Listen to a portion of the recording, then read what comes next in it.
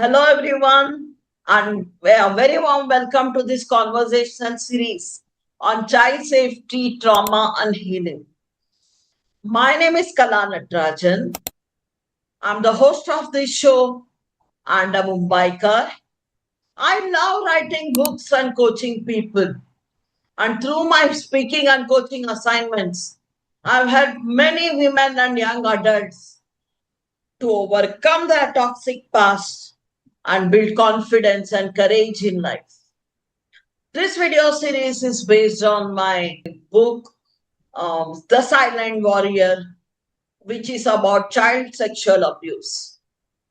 Through this video series, we'll be together creating an awareness in society about child sexual abuse, which is so prevalent but yet has not been addressed. We need to prevent this menace from happening and eradicate it from its roots. For this purpose, we'll be having various experts coming to this show and discussing the topic with us. Today, we have with us a very special guest, Coach Shweta, who is the founder of BNL Club, and she'll be throwing light on this topic and inspiring us. Welcome, Coach Shweta.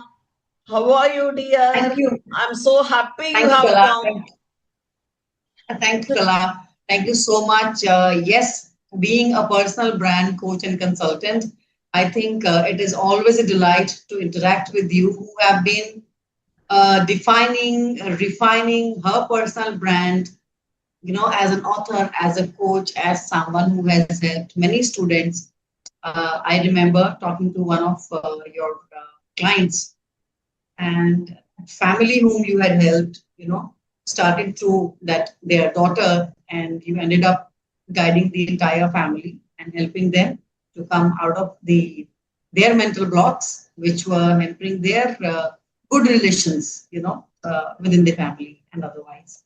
So it's a delight, and yes, you have picked up a very sensitive topic, something that needs to be addressed, as you rightly mentioned that this I wouldn't say a topic, but this I don't know the right word to say. uh, these incidents, these accidents, they are very much part of our society, and still, and they have been prevalent for a very long time, and still it hasn't got its due.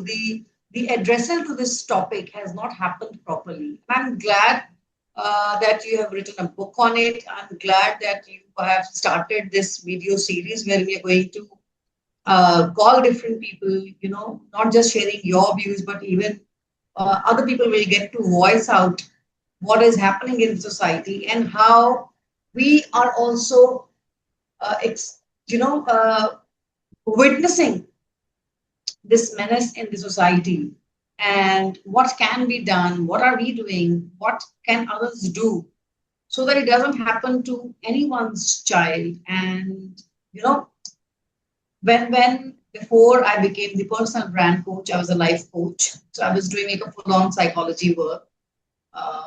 So I thought I've done masters in psychology, so why not to do that. But then people come with the wounds or the unhealed past of theirs, and some of them, they had the shocking stories of their past. So I'm really, really glad that you have picked up this topic. So yes, shoot, ask me what you want to ask me. I would love to have an interaction with you. So thank you. Very, Your honor. very Come with you. thanks, Shweta. Very well said, Shweta. That's exactly what my book is about. I'll talk about my book in a while. In the meanwhile, I want to ask you some questions. So, Shweta, as a professional, what signs do you think these small children, small children, or even bigger children have that they have experienced this child sexual abuse, even if they don't say it directly? What are the signs that they I portray? think as a mother, I was always very careful, about that. What if this happens? Especially when we were living in Delhi. It can happen anywhere in the world. But yes, at the bigger the city, I think more cautious the parents. Your child's behavior will definitely change. That's what we studied, and that's what later on I realized while talking to people, that how do you get to notice, how do you get to see through what is not visible, because a child is not going to talk about it, right? The society has put a lot of shame on it. Anyway, anything goes wrong, even if a child breaks, a glass, a plate, will not have the courage to come up and tell you directly. You know, it will take some time for them to open up. Something like this, when it goes, first of all, they don't know what has happened. So there is a lot of inner confusion in them. So first thing that you need to notice is, has your child gone either silent or has become aggressive? Because when you have suppressed emotions, what will happen? So you're going to either get closed in a shell, or they're going to become aggressive, because now something, they're doing it from within, they're feeling pressed. Something is like they're being pushed against their will. And that anger, that either the anger or the sadness that is there with whatever has gone wrong with them, and the fear which follows, you know because these things usually happens, the culprits are from the known circle. you know Someone who had the entry point in their life, whether it happens at home or in school or anywhere, it is usually through the person who had that trust. And when the trust is breached, that in itself is a very big setback for a child. So start noticing any kind of change in your child's behavior. That is the very first thing that you can do. And second, I think parents anyway need to be more communicative with their children, so that you know exactly what is going on in their life, in their daily routine. You should know about their friends, about their circle, where they go. So I think parents need to become the live CCTV in the lives of children. I don't know if it used to happen with you, Kala. I remember when I was a kid, when I used to come back from school, so my mother, while preparing the lunch and, just giving some shikanji or anything to drink, she would just ask, so how was your day? Good. Okay. So tell me, when you came back from school to the house, you know, so I would actually walk her through to whatever happened in the school. And then, we left, who all left together, whether I left alone or with friends, which all friends, which route did we take. So she had her indirect ways of knowing the exact details, which could give her the blueprint of my whereabouts. Okay, so that she could guide me, that don't go through the isolated lanes. So she would always encourage, walk through the market side, because there are a lot of people, their eyes, watching you. So, there are lesser chances of something going wrong. So parents need to have, as I said, you need to be more communicative. Now, my job makes me travel a lot, but I make sure that I talk to my children when they come back from school. So my daughter usually calls me when she's coming back, heading back from school to the house. So on her way, she's talking to me. So I know who is walking, besides her, or who all are following that trail. I know her exact route. So when they come back, then they tell us about their school, whatever happened during the day. So you need to pay attention to details. That's what I would say. Parents can never let their guards down. Parenting is a full-time job, and that is something which we ourselves enroll ourselves, right? For this post, for this job. We want to become a parent. That is how we got children. So now we need to pay attention to it. So, Shweta, my book, The Silent Warrior, it's a fiction book, but based on real life story.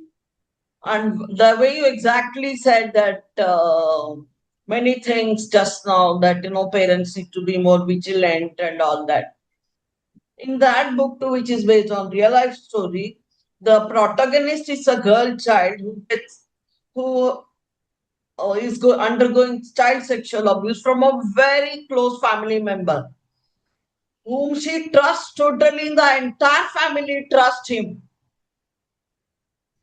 and yet so she's not able to speak up and tell even her parents, and once when she tries, her parents don't believe her. So I'm 100% in concurrence with you when you say that children, parents need to be vigilant and aware of their children, and don't they need to believe their children when they say Yes, something. I was about to say that I'm sure you have done. As much as I know you, you must have done your great length of research before you're calling it a fictional. It is not fiction. I'm sure it is based on a lot of case studies, and after having the conversations with either the victims or people who have dealt with them, you need to create that bond and that trust factor with your child. Every child is a naughty child at home, but you know when your child, for what your child will, say something which you don't believe. When your child tries to complain about something, don't take it as a tantrum only. Okay. So definitely, first of all, build that rapport, that connection with your child. Your child should feel safe and secure and must have that trust that I can go and tell anything to my parent. Okay. So I'm a born Punjabi. So I remember my mother used to tell me, even if you go and you have hit someone, right? You come back home and you tell me. Wow. Unless you confide in me, I will not be able to help you. She said whether to protect yourself or to protect anybody, or That's even if really it was a good, fit of rage. Yeah, even in the fit of rage, if you've gone and worst thing that you can do is to hit somebody, right? She said if you've done that also, come back home and tell me. So we always, all of us, all my my brothers and me, we had that trust in our mother that she will stand by us. So we could Yeah. come and tell her worst of the things that we would have done. Let's say we broke something, we fought with somebody, So she would and she would call the other child also, come home. Okay, both of you were fighting. What happened? The first thing she would start with is give the glass of water to both of us. Calm down. First, you hug each other. Now, both of you sit and now tell me, what was the disagreement about? So you have to be that amazing support system, that unshakable, trustworthy support in your child's life. That's what parenting is all about. That no matter what blunder you do in your life, anything has happened, anything you did wrong or someone else did wrong to you, you can always come to me and tell me. That's the job of a parent. And parents are becoming so busy in their life, they are not able to pay attention to their children. It can happen to the most vigilant parents also. I'm not saying that it cannot happen, but I would say it can be prevented in case if you are more present with internet, with other things, with the influence of others. Sometimes you may lose a track of what your child is doing, but now, if in case things have gone wrong in any way, at least you are there to stop that repetition, to heal that wound, to let them come out of, that trauma. So that is very important, because otherwise it will change their life forever, and anybody and everybody who is going to be in touch with them throughout their life. So it is not that moment, it is the rest of the life which will get affected. So yes, create that unshakable bond with your child, and communication, very important. I do remember an incident of my personal life when I was 13 and the school uniform was sari in my school. And at the age of 13, because it was a very conventional school of South Indian Trust. So, my mama was working, my mummy, and my elder sisters had gone away to their college and work, etc. Nobody to guide me, nobody to support me, and I didn't know how to wear the sari. How can the 13-year-old child know? And I just wore something and I went, and everybody in the school dragged me so much. I even developed mental trauma over it. So, I really feel Sometimes even small incidents, yeah, even small incidents, that feeling of shame. I imagine something as small as wearing a uniform and being ragged, or being, joked about it, can leave a trauma. So when something, a sexual intrusion, or even someone touches them badly, how much it can hurt, you know. So that's where I wish, your mother or your sisters would have helped you in those times. But yeah, so one has to understand what these children, those people who go through this, especially boys, I would say more than girls, it is even more difficult for boys to open up about all these things. So I think, yeah, again, be the support system for your children. That's the most important to do. very true. And Shweta, going forward, I would like to ask you that many of the survivors carry that trauma over adulthood. So, does it impact? I mean, it impacts their latter life also when they are adults. For example, their marriage, their relationships, all relationships, their especially their self-esteem goes for a toss. Because in the book, it's also mentioned that the girl's self-esteem goes for a toss and she becomes so silent and nervous, you know.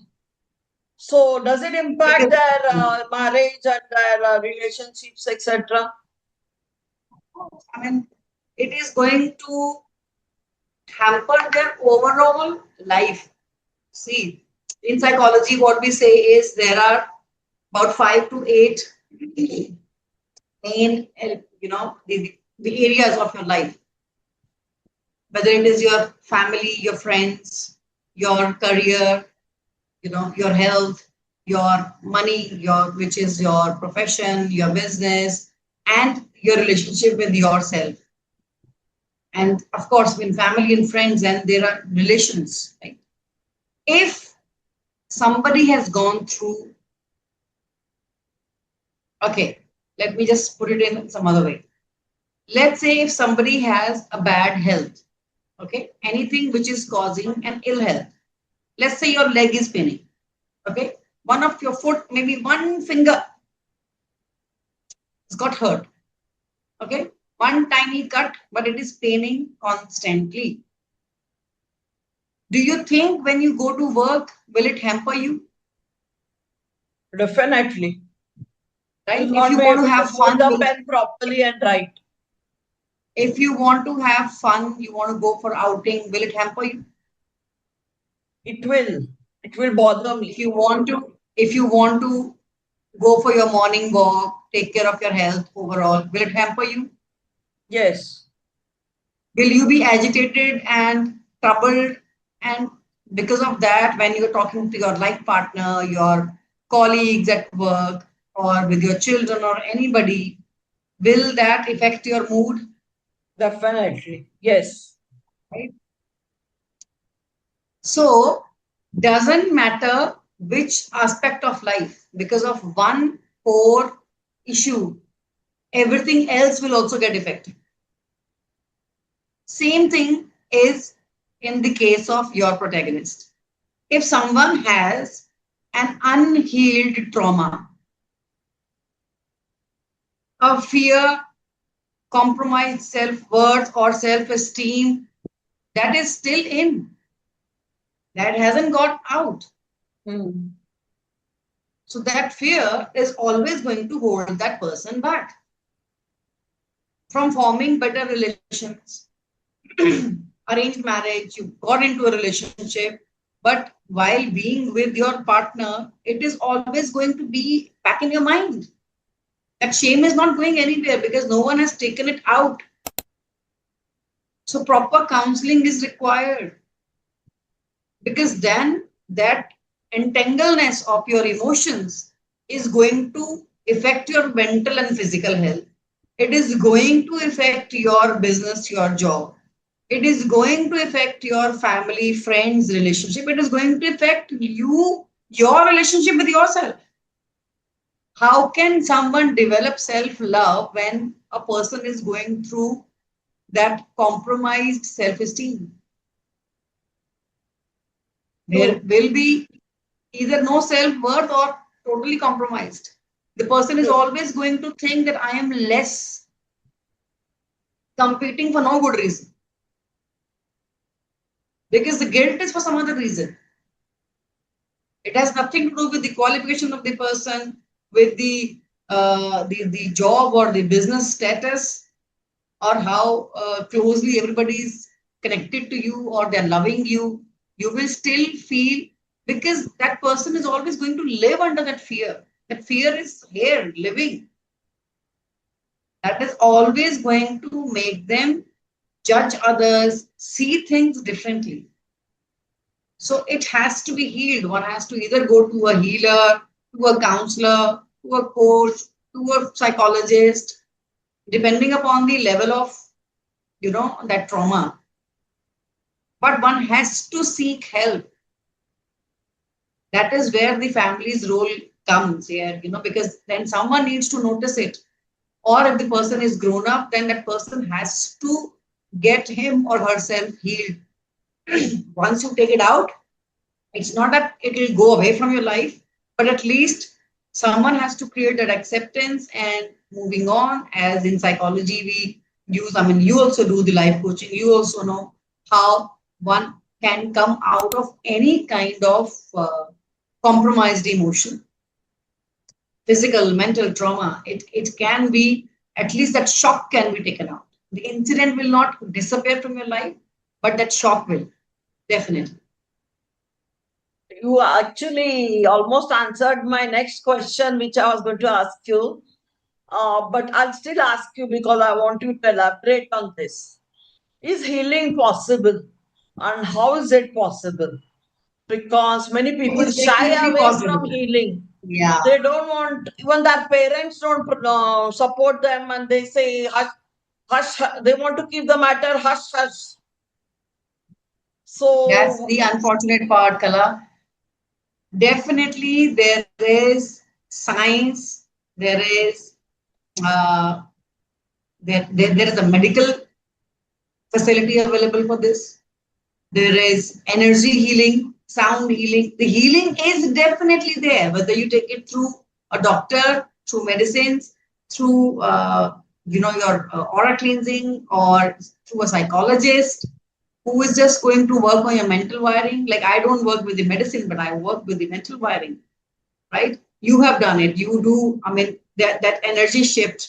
You do that again, the psychology part, the NLP part. So yes, healing is possible. For some, it will take less time. For some, it will take longer time. But definitely it happens because it's backed by science. Whether people call it the sound healing, that's again a science. or you take counseling or the coaching, it is again science.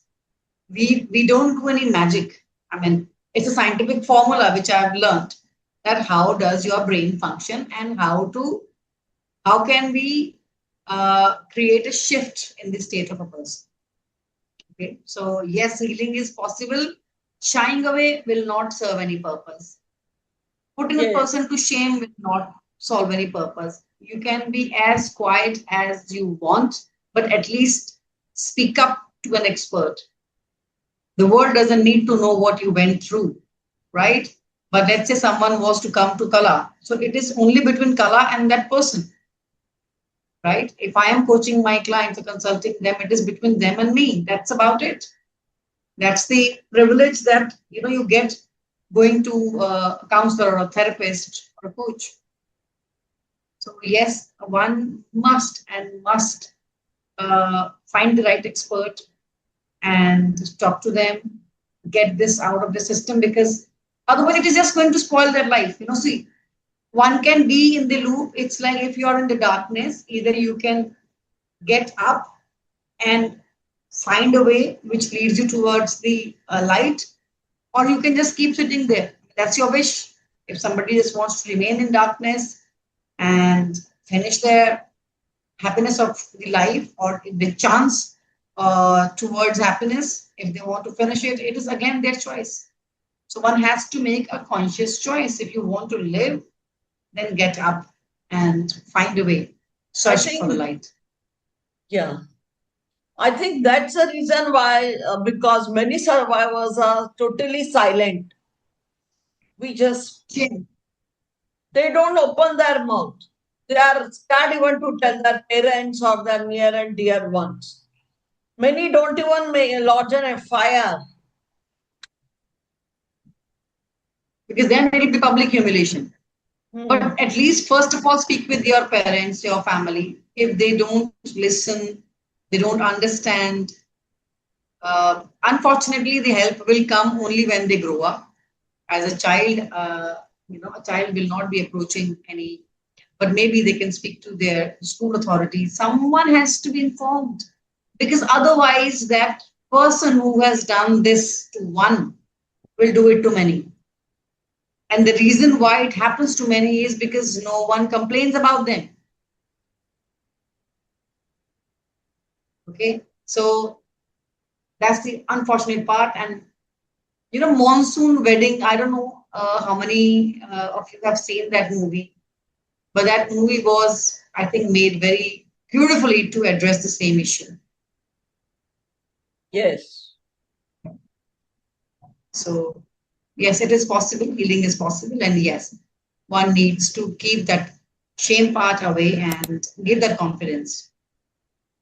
Shweta, going ahead, don't you think right from their very small age of 5 or whatever, parents need to educate their children about child sexual I mean, not Absolutely. I about. think now the schools have also started. There is a lot of education being given to children about good touch, bad touch. It starts from the pre formal schooling, from the play group itself, nursery, prep, and all. So children are being educated. Yes, that is very much required, and parents also need to be very open and discuss. Uh, I think the matter of the sexual health and sexuality with the children. I think it's happening a lot in bigger cities, in metro cities. Smaller towns, I am not very sure, but yes, parents need to either do it themselves or they need to rely on schools, and that's where it is happening. I think parents also need to attend those kind of counselings and the those sessions through either schools or through their uh, how people have been going to Rotary clubs, to Lions Club, this club, that club. I think they need to also attend these kind of sessions, online or offline. Attend these sessions and learn how to take care of your child and how to, you know, prevent such incidents for your child and for anybody else's child. Because the child then feels totally, scared and Isolated. Yeah. unprotected. totally does not know Absolutely. what to do. Yes, That is why absolutely. some children end up committing suicide also.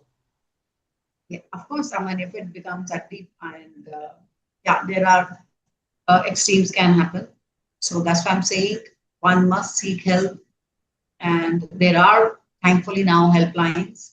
But again, they need a lot of courage to do it themselves. So parents or friends of the family needs to stand up with them. In this book, The Silent Warrior, the protagonist later on even tries suicide. And of course, she doesn't commit because she's too strong. And she avoids committing that. And she suffers a lot even after her marriage. She undergoes domestic violence after her marriage, etc., etc. So I can, Have you shared any ways or methods to come out of that those kind of traumas or the ways to heal in yes, your I book? have. I have. Lovely, So if you lovely. want to know all these things, or I'm talking to the audience, and if you want to know what happens at the end, read my book, The Silent Warrior. And Shweta, coming to my next question, what are the three kinds of advice that you will give to parents, especially parents, but to all their close relatives and everybody to avoid this menace completely? Although we spoke Uh, about it, I want you to yes, specifically yes. address this I'll, I'll, question. I'll, I'll summarize it because I believe you're running out of time also. Number one, definitely build that rapport with your child, become that trustworthy, uh, strong pillar for your child so that, you are there and they know that you are there for them. Be vigilant for parents. Please be more than vigilant. Notice people who all are coming more closer to your children. What is their behavior? Pick up signs. There will be not much that they'll be very. People are very smart when they do these kind of acts. But yes, be extremely vigilant. And third, in case if something has gone wrong, please do not shy away. Make sure that that perpetrator is put to shame rather than your child. Okay. And definitely seek counseling, therapy, healing for your child. Otherwise, your child is going to suffer for the lifetime. So be Yes, vigilant and seek help. very true, Shweta. Very well said. We all really enjoyed your discussion with this topic. So thanks for coming and talking to us so wonderfully and giving us so many insights. And Thank you, I Kala. would like to call you once again sometime later to discuss the same topic. Thanks a lot. And thanks to the Really, audience I, I hope for you have left the joining link or the purchasing link for your book. I would love to read it and then discuss it with you. surely. I'll leave the link right away. Thank Thank you. you, Shweta.